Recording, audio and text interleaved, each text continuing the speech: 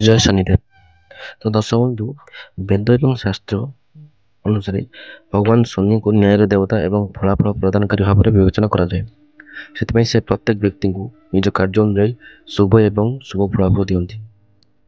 ତ ଜ୍ୟୋତିଷ ଶାସ୍ତ୍ର ଅନୁଯାୟୀ ବିଶ୍ୱାସ କରାଯାଏ ଯେ ଯଦି ଶନିଦେବଙ୍କ ଶୁଭ ଦୃଷ୍ଟି ଜଣେ ବ୍ୟକ୍ତିଙ୍କ ଉପରେ ପଡ଼େ, ତେବେ ସେ ଶାରୀରିକ, ମାନସିକ ଏବଂ ଆର୍ଥିକ ଦୃଷ୍ଟିରୁ ଶକ୍ତିଶାଳୀ ହୋଇଯାଇଥାଏ।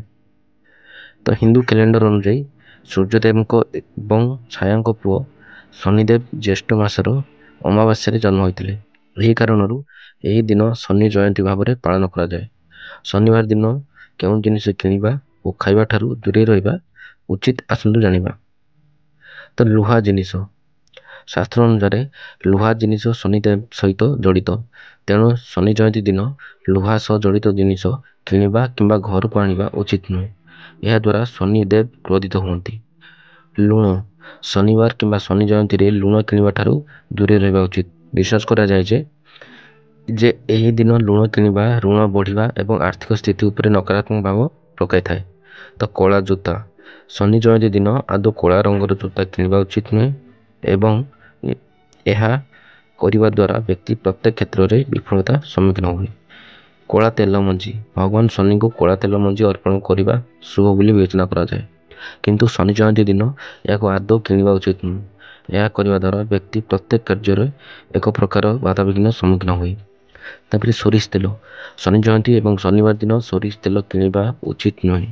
ବିଶ୍ୱାସ କରାଯାଏ ଯେ ଏହି ଦିନ ସୋରିଷ ତେଲ କିଣିବା ଦ୍ୱାରା ଘରର ଅନେକ ସମସ୍ୟା ଆଣିଥାଏ।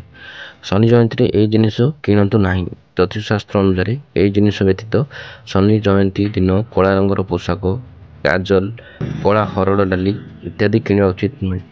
ଶନି ଜୟନ୍ତୀ ଦିନ ଖାଆନ୍ତୁ ନାହିଁ ଏହି ଜିନିଷ।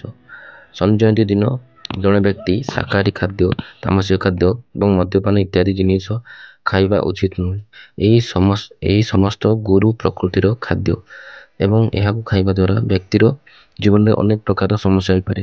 ଆହୁରି ମଧ୍ୟ ଶନି ଜୟନ୍ତୀ ଦିନ ଏହି ଜିନିଷ ଗୁଡ଼ିକୁ ଖାଇବା ଦ୍ୱାରା ଶନିଦେବଙ୍କୁ କ୍ରୋଧିତ ହେବେ ଏବଂ ବ୍ୟକ୍ତିର ରାଶି ଫଳରେ ଶନି ଦୋଷ ଲାଗିଥାଏ। ଶନି ଜୟନ୍ତୀ ଦିନ ପୂଜା ପରେ ମସୁର ଡାଲି ଖାଇବା ଠାରୁ ଦୂରେଇ ରୁହନ୍ତୁ। ଏହାର କାରଣ ମସୁର ଡାଲି ଲାଲ ଏବଂ ଏହା ମଙ୍ଗଳ ଗ୍ରହ ସହିତ ଜଡ଼ିତ। ଏହାର ବ୍ୟବହାର ହେତୁ ବ୍ୟକ୍ତି ପ୍ରକୃତି ଉପରେ କ୍ରୋଧିତ ହୁଏ। ଏପରି ପରିସ୍ଥିତିରେ ଶନିଦେବଙ୍କର କ୍ରୋଧକୁ ଏଡ଼ାଇବା ପାଇଁ ଭୁଲରେ ମଧ୍ୟ ମସୁର ଡାଲି ଖାଆନ୍ତୁ ନାହିଁ।